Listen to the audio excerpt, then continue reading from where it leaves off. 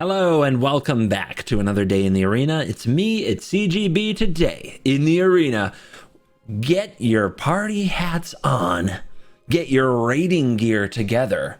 Get yourself a little fired up with some pre-game speech. You know, we're gonna go kill the beast. We're storming the festival. Kill the beast. Kill the beast. I don't know why I think of that. I think of that whenever I think of an angry mob pitchfork song. Through the mist, through the woods. Anyway, we're storming the festival today. This 6-mana sorcery is still in standard. A lot of people may have forgotten. It took the meta by storm when it first came out back with Midnight Hunt in the very full year ago, first Innistrad rotation set, but has been very quiet ever since, only popping up here and there to remind people that storming the festival is very fun. It's a very fun card, but some developments in the new meta have given it a new lease on life. This particular deck, as you look up and down, doesn't have any new cards from the new set. Now, new carditis is a very strong and powerful and compelling thing that takes over whenever a new set comes out that says, oh my god, we have to play new cards in every single deck and every single video. But sometimes that is not always the way, as the absence of cards and the rotation in the fall makes many of the cards that stuck around a little bit better. And Storm the Festival is definitely a contender for that. In fact, you'll see a ton of Innistrad Midnight Hunt and Crimson Vow cards up and down this deck list pulling it together. There are pain lands. If you want to say that the pain lands are from Dominaria United, you can go over there. You can go into your technically right corner. You can go sit in the corner and be technically right all day. The pain lands are from Dominaria United. You said there were no new cards in the deck. You're wrong, CGB. You're wrong. Are you happy? Maybe you are. Anyway, why is this deck suddenly good? Why is the Storm the Festival deck suddenly playable? And for context, I got this from the MTGO Decklists website, which I've discussed on the channel before, and it has 5-0'd and put up good placement in several challenge events. So it's 5-0ing leagues, and it's doing well in challenge events in the best of 3 format.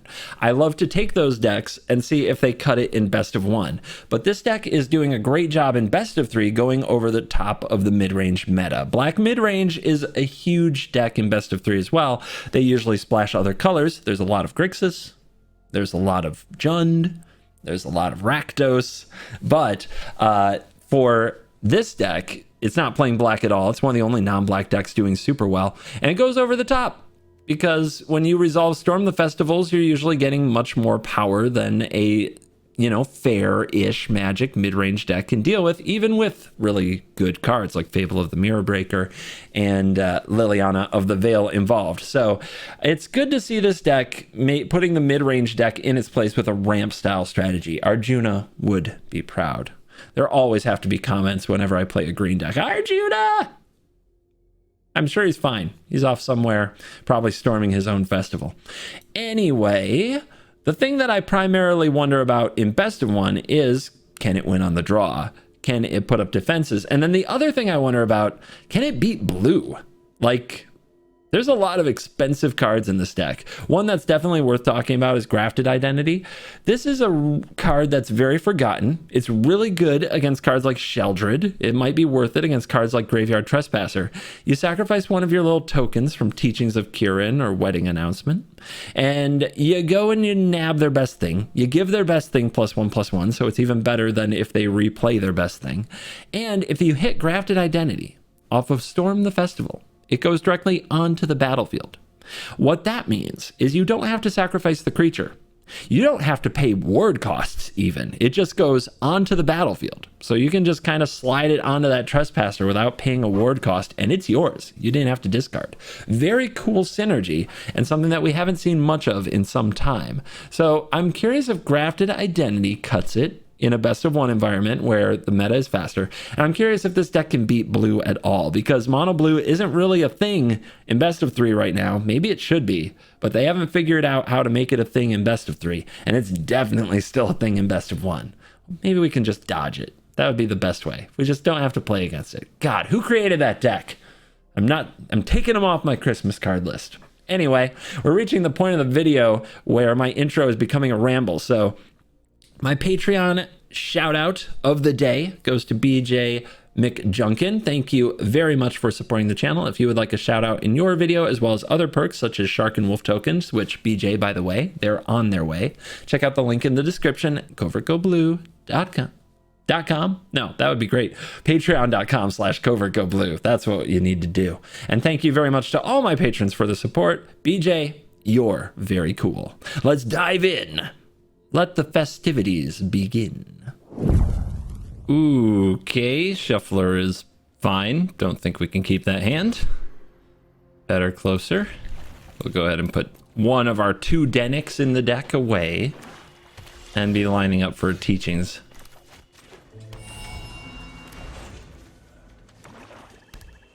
Just don't play the forest on turn 2 and we should be fine. Underdog, okay?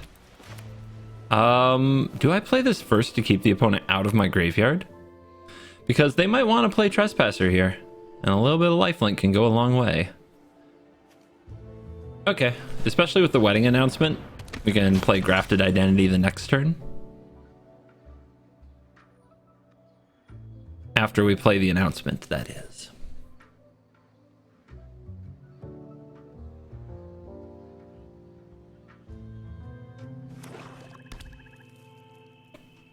Opponent. What? Alright, cut down. Brutal.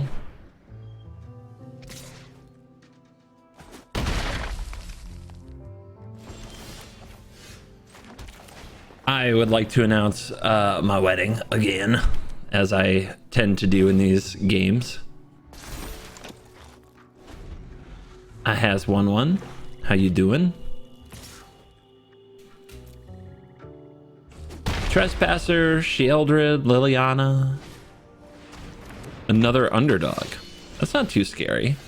It's also not worth playing a Grafted Identity on. Maybe I should just get Denic back. Yeah, before it gets eaten.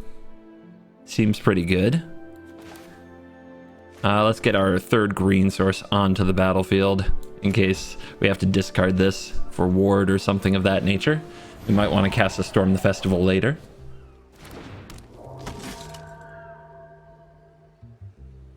If we eat 2 removal spells with 1 creature, that would be fine. And we're going to end step.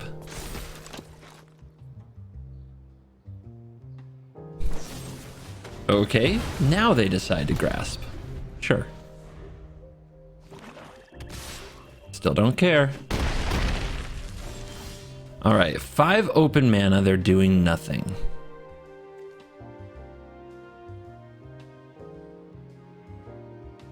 So we definitely want some blockers. I don't actually want to draw cards off these announcements. So maybe we do it like this.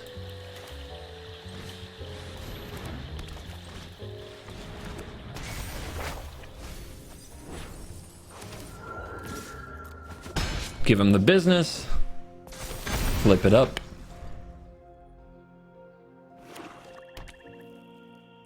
They have a lot of land. They've drawn 2 removal spells and 2 underdogs and land. No attacks. Well, they slowed down, didn't they? Just to tilt the people who like everything equal. We're just going to make one of the humans a 3/3. Lol. I mean, do I yoink one of these? I don't think so. I think we can save it for a much better card. Well, now I do. Now I do very much want to draw the card here. So let's see if they want to block.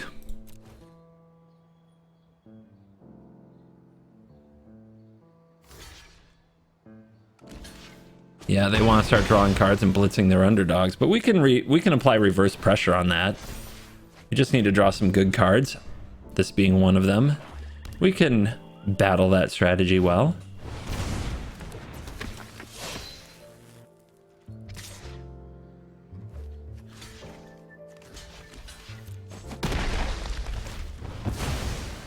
Preserve our life total a bit here.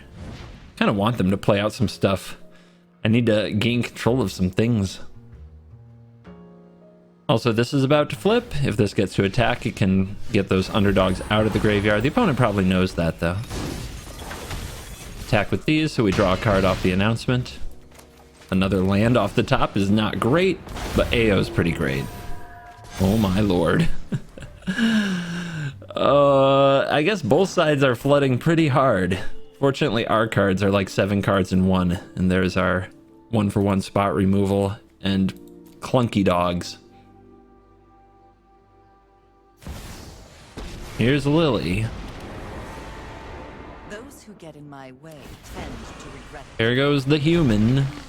Although it probably should be the spirit since we have Catilda in the deck. Not that I need the mana right this minute. Okay, bye. What a weird game. Just drowned in wedding announcements and land. We play those. If we draw land, it's really good. If not, maybe Catilda can help us get somewhere. Something I really enjoy about the deck is the numbers on the legendaries. There's a lot of like 2 of legendaries, so they don't legend rule themselves too much. It also provides a good amount of options. All right, mono black again, huh? They'll probably kill this. But we go for it because, you know, ramp. Just play your ramp, dork. Always makes me nervous doing it though.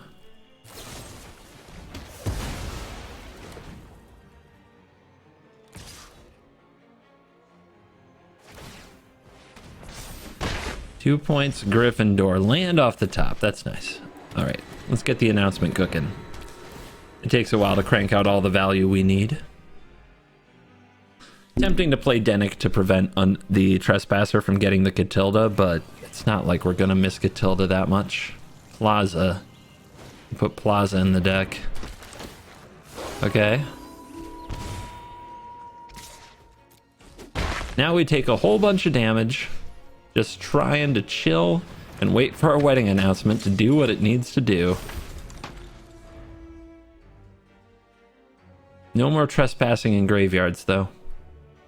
Sucks to be the on-the-draw deck missing the lands. Okay, our opponent has no problems whatsoever. They've got their removal. They're living the high life. We could trade here, but I think that would be bad because if we draw land, we want to graft the Trespasser. So we go all the way down to 8. The opponent missed a land, I think, right there. Anyway, teachings. Ow. They have no, they have Evolved Sleeper. They don't necessarily have another cut down.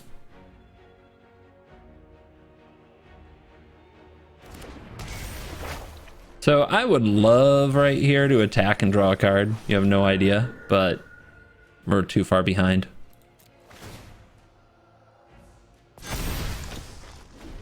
So we've got to have our 2/2s now. Let's see if the opponent can go land meat hook on us. Yeah, Liliana. I got creatures to sacrifice, thank you. You want to attack? Because I will kill your stuff. Alright. Here's a counter. Here's a land. Now we have interesting choices. Like, we could grab this Trespasser now. We could grab this Trespasser now. We could also attack and see what they do and have Wandering Emperor. We could also grab it after the Emperor if we want.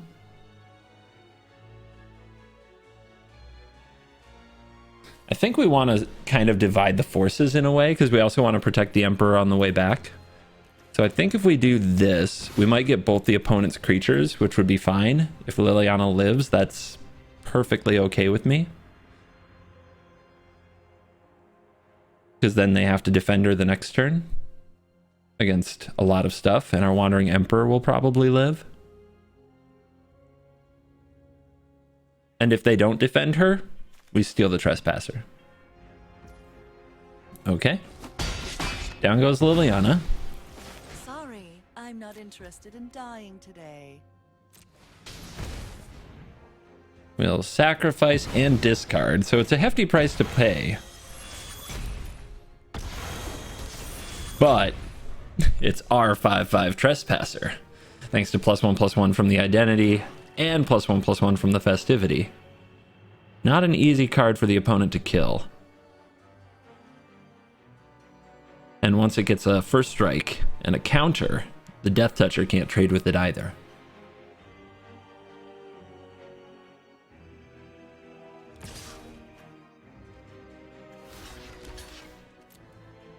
Easy block here. If the opponent wants to trade this, that's fine. They can't get it bigger than the 3/3. Underdog, huh? Okay. Ayo, ayo. Let's attack with the Trespasser. Let's devour some stuff in graveyards before their next Trespasser can get to it. Gain some life back. And hold up Wandering Emperor and pass and flip to nighttime. 6/6. Graveyard Glutton on my side, baby. The Invoke Despair our opponent's been waiting for. So this is enchantment, this is creature. So sack a creature, sack an enchantment. And let's get them to attack with this underdog, shall we? Yes! Yes, we shall. Nom. Ah, I needed an untapped land there for like amazingness. How are we doing on creatures? There's one creature down there. Could make a creature of my own. I think they have another Invoke Despair based on how this is played out. The next Invoke could hit the Grafted Identity, the Glutton, and the Emperor to fully absorb it. So I guess, yeah, oh man. Maybe I do want the creature here. To keep pressure on through, yeah, we want the creature here. All right, in that case, the opponent might play 3 Invoke Despairs in a row. We should probably try to prepare for that by keeping something on the board to pressure them while they're tapping out for these spells.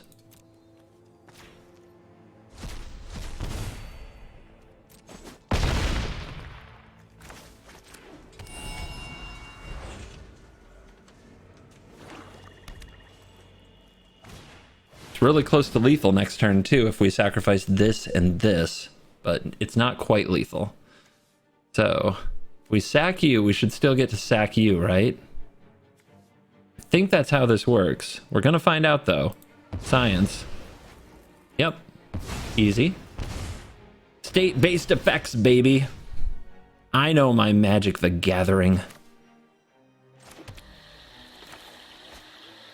The AO's really good if they're gonna remove it. The Wren is the best against the 3rd Invoke Despair.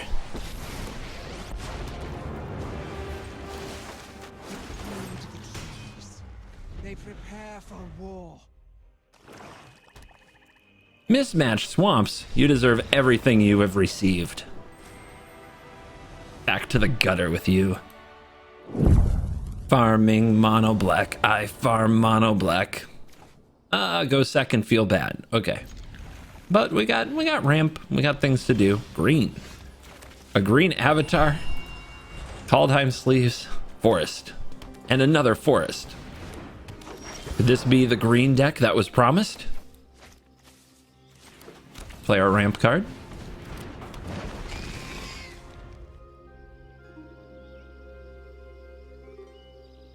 Crafted Identity is really good if they're gonna play green 5-drops. Like, not fair. Like, absurdly not fair good.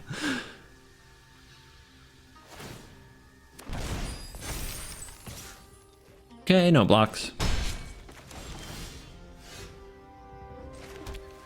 Tempting to play Wandering Emperor here. Also tempting to get Wedding Announcement going. What we really want them to do is play their big thing and steal it. So let's say go. Ah, they might be afraid to play it into open mana. Maybe I should have found a way to spend mana. Augur. That can be a fun steal when you're trying to get to a storm. Currently... Okay, they go to 3. Right now, they can play land, but not creatures.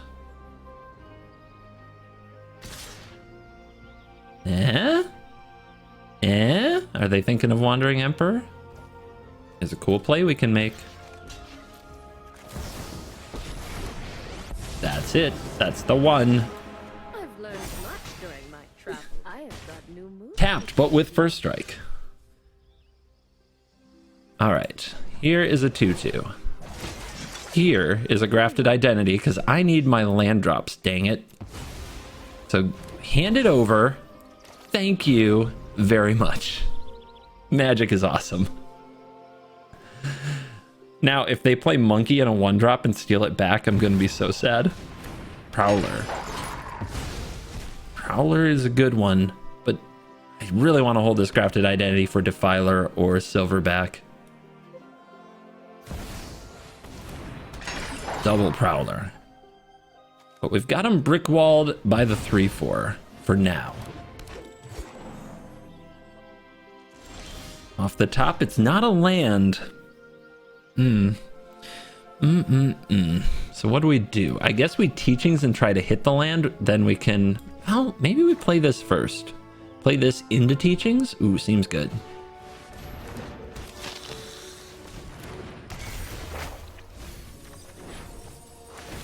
Not a land. Not a land. Why? Okay, deck. Hard mode definitely engaged. We must protect the people. Stop reading grafted identity. It's fine. They work for me now, and it's fine. Just don't need to do anything to it. Don't touch it. Hands off. More jewels have been stolen. Okay, they played out their hand. They have no giant monster, and we have endless value, so if they don't hit something quick, they're gonna get rolled. Okay, well, that's also an option. Who needs lands? A cadet in space. Yeah, let's go. Let's rumble. No green. Covert, no green. Very sad. All right, better. Am I putting away a land? I am, but my God. I'll probably never draw another one the way today is gone. Still think it's the right play. I have a bad feeling that our Storm the Festivals will not resolve. Just call it a hunch. Whoa. I didn't expect that to resolve. Okay, you're on the play. You do nothing for your first 2 turns? You keep that hand? Must be an interesting hand. So this is where the Wandering Emperor and the flashy flashness of it is super valued. Because what they want to do is cast some draw spell there, but they're afraid. More Masta. Okay. And so here's the thing. I can... At the beginning of each player's draw step, that player may draw an additional card. If they do, spells cost 2 more to cast. We could draw the card. If we go for the Wandering Emperor here, the risk is that we can't draw the card and we don't draw anything good to play.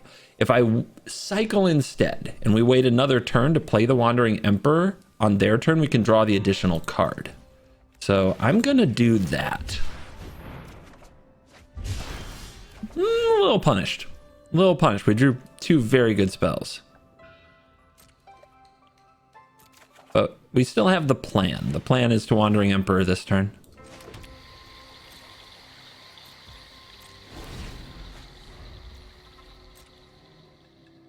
If they take the extra card here, they might have to pay too much mana to counter the Wandering Emperor, which could be very bad for them. They do take it. Okay. No plays. Then here we go. How much are you willing to pay to counter that? It's Spell Pierce. Destroyed. So what are we doing this turn? We could play out the Welcoming Vampire. The opponent has a 2-mana... They didn't have a 2-mana counter earlier in the game. There's a small chance we can get away with like a Grafted Identity. But we don't want to sacrifice Catilda. We don't have anything flash to really play on their turn though, but the Aganja, which is only 2. I guess we have to decline here, which sucks. But yeah, we go for this. Ah, they had nothing. They might still have negate. I shouldn't get carried away.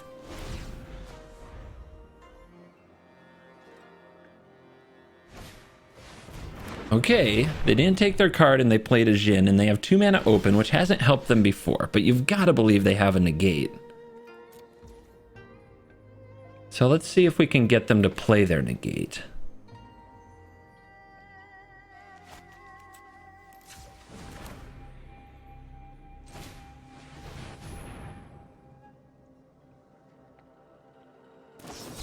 I have snapped it off.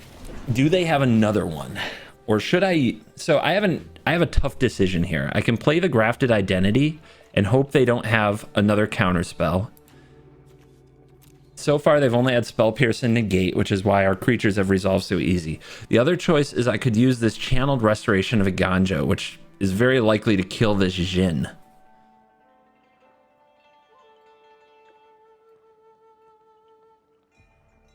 And what am I sacrificing to the Identity? I don't really want to sacrifice any of this stuff.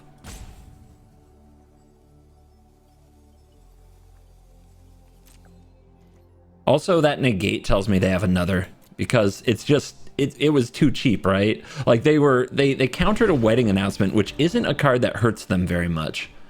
So they have 2 negates here.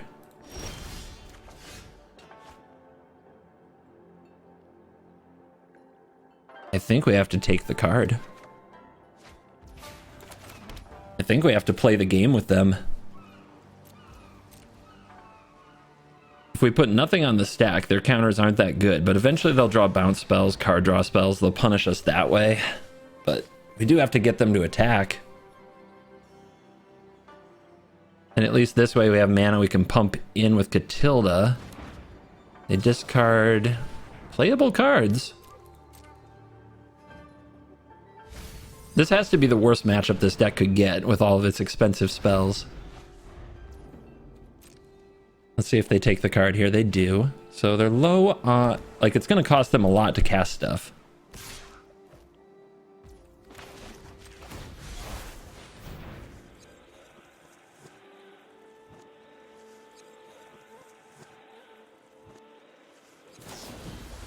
Yeah, Fading Hope their own thing, but if they recast it, they're in trouble. Okay, so they don't recast it. They have 4 mana open. Grafting Identity, this is not good. I think we just pay the extra and take the cards. Because we have a lot of mana. We have to try to bully them with our mana.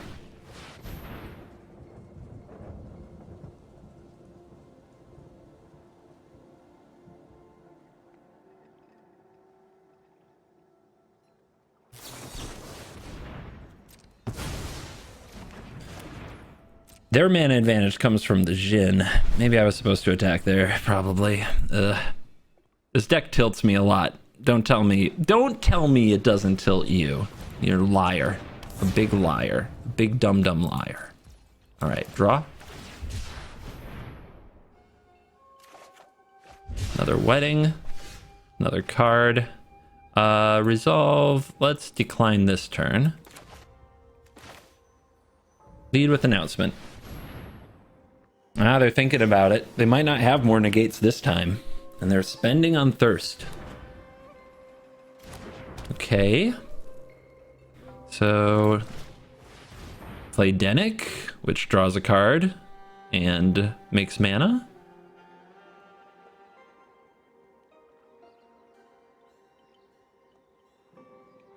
Anytime. We really want the creatures on the board to both tap for mana and sack to Identity. Okay, they countered Denick, sure.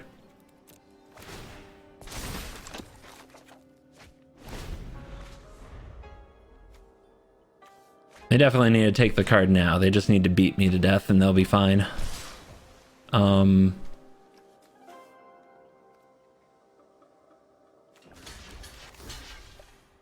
They want it gone? I guess. We go to 9. They don't want me having extra cards anymore. Second Jhin, sure.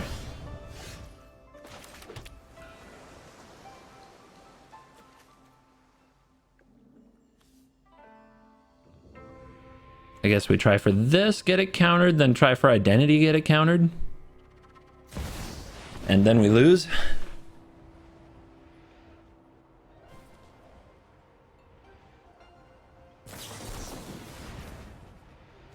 I pay.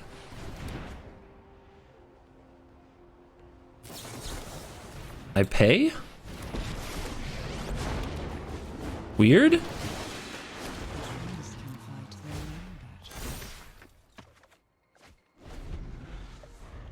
I mean, they're fading hope from victory. Let's see if they find it. Bin the top.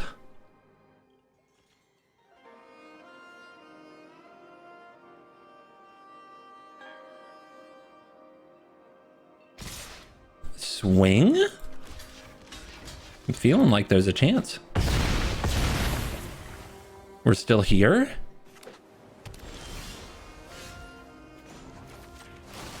Did they just run out of stuff? We have a Denic we can cast from the graveyard.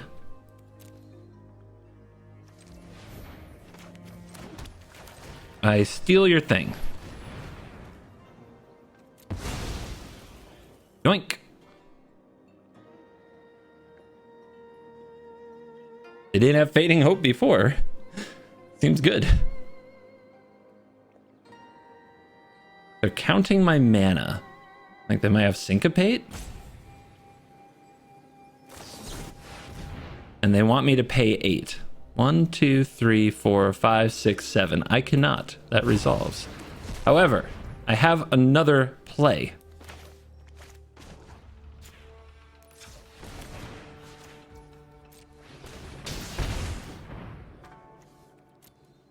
I am not done with my turn. It's a puny Jhin compared to how it does under my opponent's control. I mean, 26 cards left in your deck. How much more could you ask for? And then auto pass. We draw another Grafted Identity. We have a lot of cards the opponent has to figure out how to counter now. And we have 1, 2, 3, 4, 5, 6, 7, 8. Not that much mana, to be honest, now that Catilda's dead. I think I definitely make the creature here, though. And then I try to play Ren and Denic.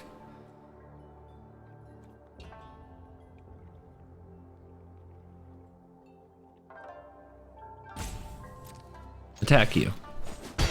Resolves. Alright. I think we go for other Ren first because of the amount of cards that make you just pay, like Spell Pierce. If I lose by the 2 points I missed with Welcoming Vampire, I'm gonna go crazy. Alright, they tap out. Play Denic. We got a 4/3 flyer as well. Opponent's mostly dead. Let's see what they draw. Fading Hope to get the Jhin. Okay. They scry to the top. 17-4.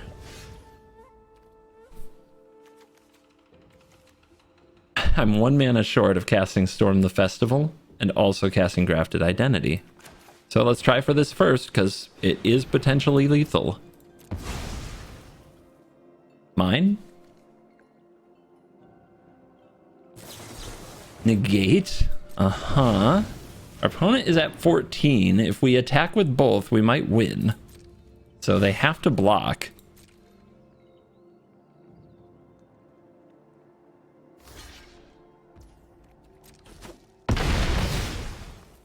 One, 2, 3, 4, 5, 6, 7, 8, 9. Let's draw here and see what we draw.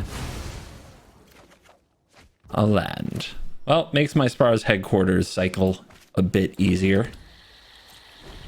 Will we see a Storm the Festival out of the Storm the Festival deck? You haven't seen it yet in this video, have you? Recycle. Teachings. Denic. 1, 2, 3, 4, 5, 6, 7, 8, 9, 10. And yes, I like to count it myself, even though there's an MTG assistant hashtag sponsored land tracker down there. It's just the way I like to do things. Back off.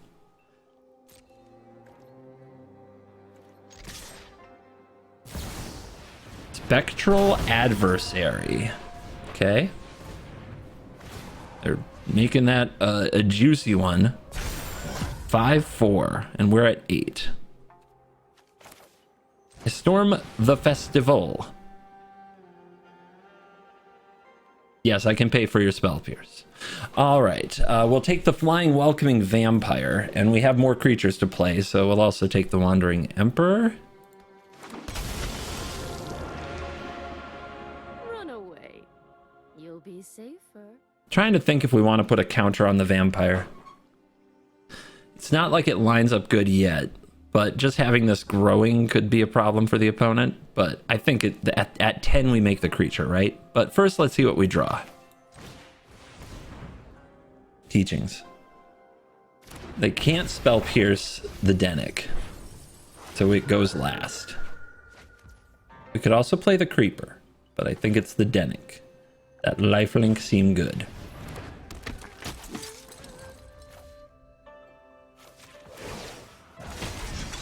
All right, opponent, make it count. Whew.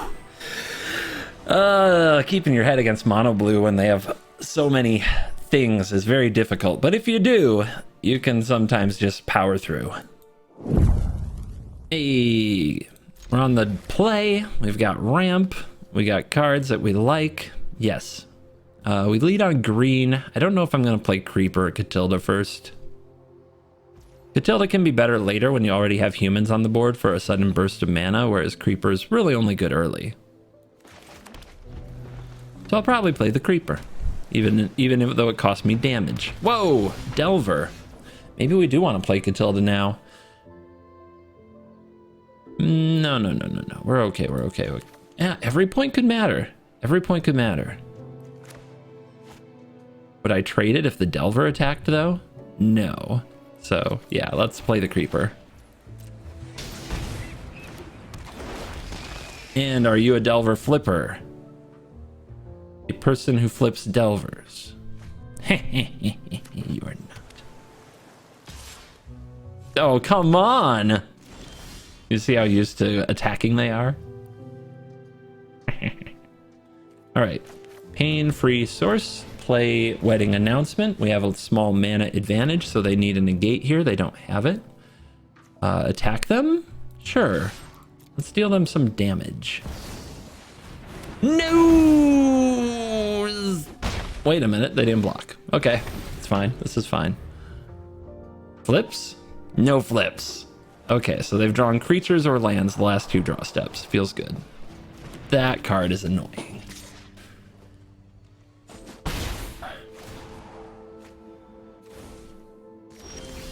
All right, play around Syncopate, play around Make Disappear. Not really. So I guess we go for a Catilda and a Grafted Identity and hope it works. And it probably doesn't, but we have to try. And maybe we get their counter spells out of them.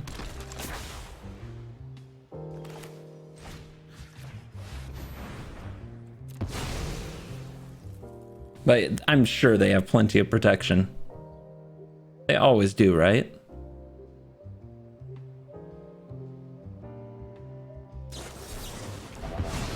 Yep, they always do. On the bright side, we'll have a lot of mana if we draw good things, and our opponent has had 3 straight draws that are not counter spells, although I guess we don't know what they drew off the combat research. So there's a chance that their hand is bad. Not much of one, and we aren't putting on enough pressure. We're drawing too many lands. Hurts my soul. I guess we can attack with the Creeper. Let's play this first. We can attack with the 1/1/2.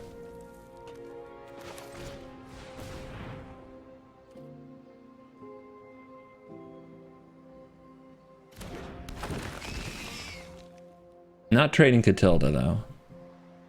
Catilda stays. They're trying to figure out what to do with a Fading Hope. There's not a good Fading Hope option. Not a great one, anyway. Oh, okay. They're gonna march. I mean, that's pretty good. My bad. Didn't realize you were so good at marching.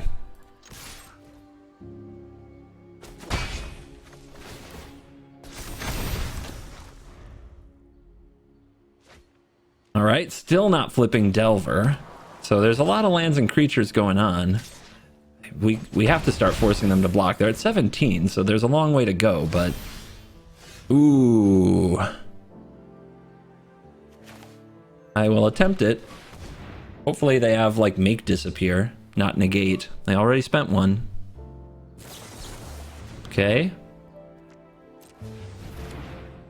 What else you got? Must be nice to have it all. But can they seal the deal? They only have 5, potentially 8 power here. We're at 11. And they are facing lethal. They need another March. I'm glad to showcase a Delver that doesn't flip. It can happen. It does happen, especially when it's your Delver. Am I right?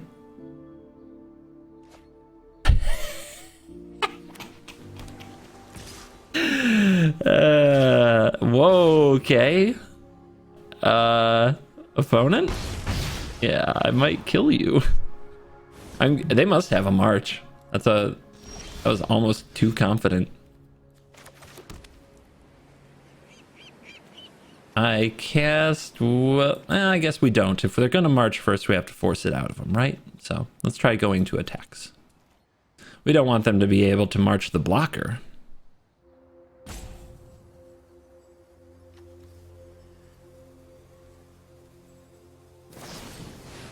There you go. All right, so what's being targeted here? The Catilda is being targeted.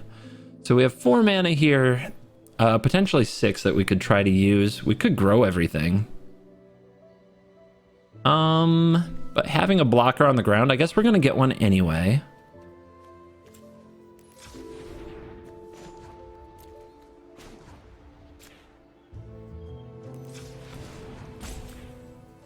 Wait a minute. Oh no, we can't cast the flashback spell here. All right. 6 mana. Counters. All right, if we get another turn, and this Welcoming Vampire should help.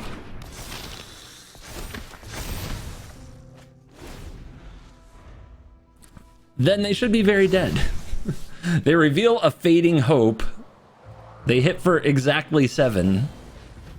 Must be nice to be mono blue, right? To draw exactly what you need it when you finally need it. Ah. Okay, I've played mono blue twice in a row. I'm one more time away from a rage quit for the day. If this Chandra avatar turns out to be mono blue, well, that would be my... Oh, that would be the kind of day I'm having. Can't keep this. All 4s and 5s. I just want a matchup where I get to storm the festival. Like, and have it matter, you know? This hand is great. We'll keep it. Does the Creeper go? No, we'll keep the Creeper. We'll find mana for it. We'll make it work, because this can be green, this can be blue. We can make it work.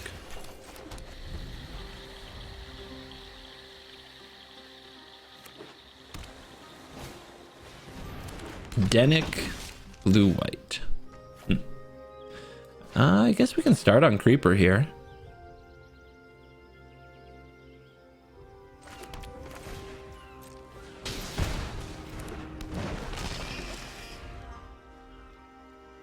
Probably end up playing this anyway, but you never know. Might draw planes, then hold it, then use it somewhere down the line.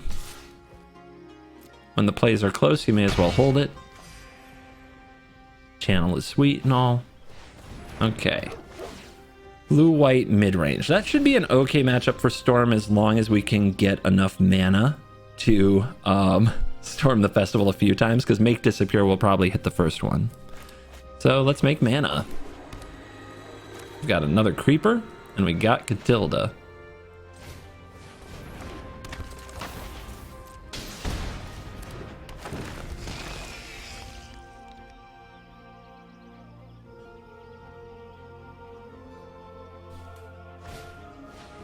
Another companion. Opponent might just be struggling to make land drops. All right, Make Disappear mana is here. Yeah, they still have a good attack with Denic. I would do it.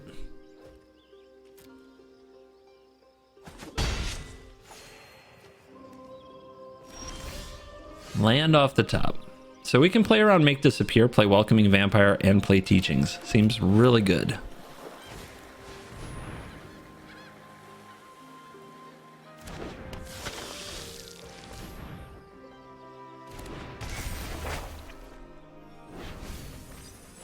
Three lands into the bin. Let's see what we draw. Another Teachings. You love to see it. If we play it now, it probably gets made to disappear. Could also unleash these creepers. Throw them at the opponent. Maybe they'd use their companions to trade for one. I would. So let's not. In fact, let's... If we get the Make Disappear here, we don't... It doesn't cost them much, right? If they have two of them, it could be bad. But next turn, they might not have the mana up for Storm. So I think we just play aggressive. If this is what they want to counter, they can counter it. I think most people don't respect Teachings very much. There's a Storm in the graveyard.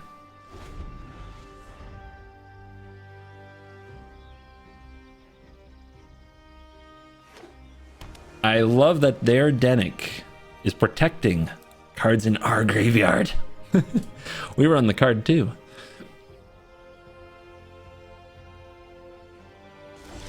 Okay, they say go. Love it. So, who wants some +1/+1 counters? Welcoming Vampire swinging through the air might draw Wandering Emperor, which would let us storm the festival. Let's see if we can make that happen.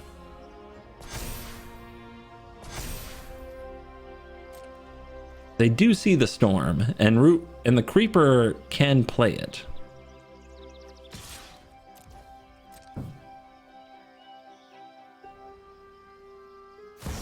There you go. They're gonna do it. Now you've done it. They're gonna do it. All right, one blue open. Is that a Spell Pierce? My judgment is final. 1, 2, 3, 4, 5, 6, 7, 8, 9. We can't cast it from graveyard anyway. I guess we go for this. Not a Spell Pierce. Here's a Welcoming Vampire. Here's a Denic. And card draw, baby. There's the identity. Board is going pretty crazy. They better have a farewell.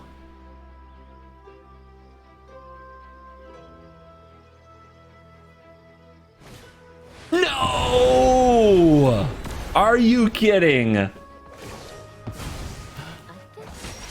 Oh man, a short. It's been the story of my day. I do not draw lands with this deck. It just does not happen. And they still have a Make Disappear, so we know that Ren's not going to resolve now because we missed the window. So this game is probably over. If we draw 2 lands in a row, maybe we can Ren get it countered, then Storm. Oh, they're playing Wedding Announcement. Okay, you're telling me there's a chance. I think I just plus here. Because if I make the Tree Folk and they attack down the Ren, then there's no way I really get very far ahead. And it's not like they can't handle one creature or chump block it a bunch. Oh, Seiju. Also, graveyard value. We might hit some.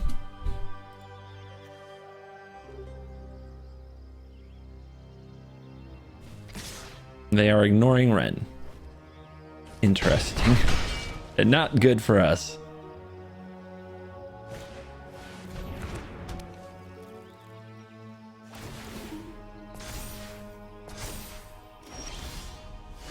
This crafted identity looks really bad, doesn't it? Really, really bad. All right, I guess we'll make the creature. What are we supposed to do? They prepare for war.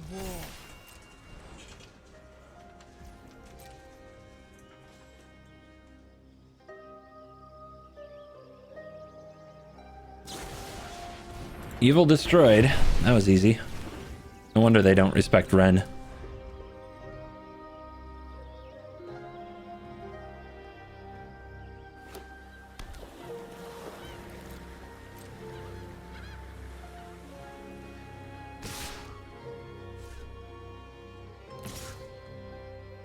Yeah, they don't want another tree, so they don't have another Destroy Evil in hand. Violence will be met with violence.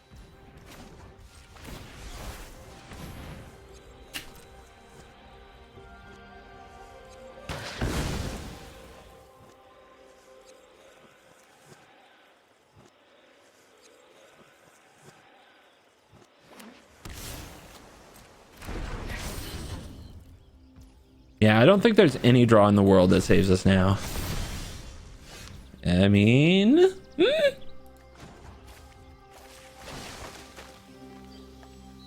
Power grows with tender.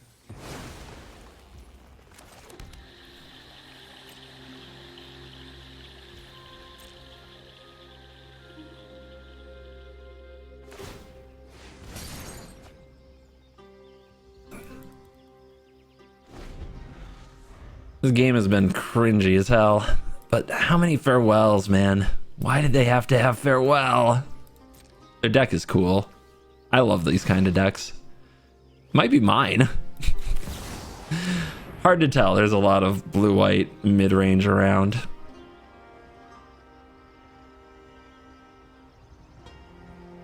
They'll make disappear from victory. Let's see if they figure out how to cast it. Yep. Oh, that game made me salty. I don't know, man. That one, I just, that was a, seeing all my stuff disappear hurt. Oh well. And we are back for the post-game wraps, and we're checking out the stats powered by MTGA Assistant. And we went 4-2 running the Bant Storm list. We were only on the play twice and on the draw 4 times, winning 75% of those games. It's a small sample size.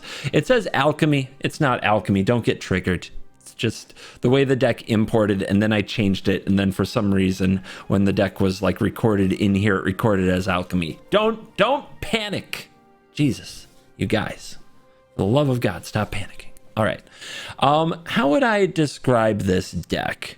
What do I have to say about it? I think that this is a very cool deck and a cool way to beat black. I think it must have a very, very good matchup against the, by far, most played and most spammed to death deck in the meta right now, which is mono black. So for that reason, if you are sick of losing to mono black, or you're running into a lot of mono black in other ranks, I imagine it's probably very prevalent in gold, platinum, and diamond, then this deck could be a good breath of fresh air that could help you win those battles. However, I can't recommend this deck against any deck that runs blue. When you have Make Disappear, that's trying to kind of become one of the defining cards in the meta as a very good card, it fits in a lot of blue decks that also have creatures, so it makes it hard for your big spells to resolve.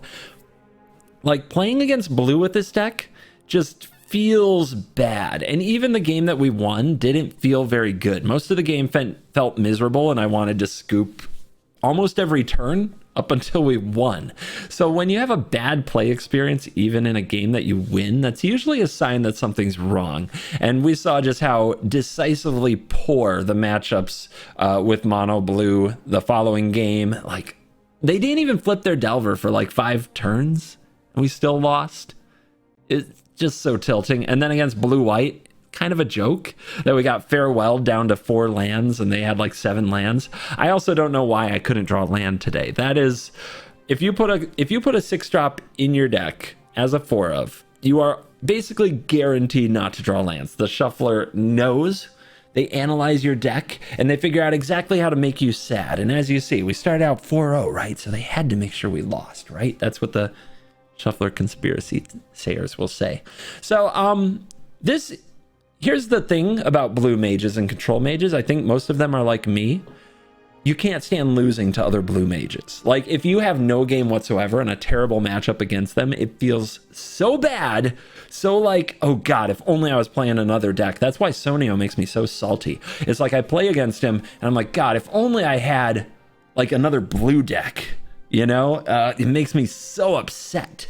That like I can't play this deck on ladder. I hate this deck. I can't recommend it for blue mages who don't want to lose to other blue mages. However, I can see that if your whole meta is mono black and you want to prove that you can slap around mono black with some big exciting cards like Storm the Festival, this deck's perfect for you. Absolutely perfect. But it's a meta deck, and curious to see what kind of meta call you want to make. Thank you for watching this video. As always, I'll see you in the next video. You're cool.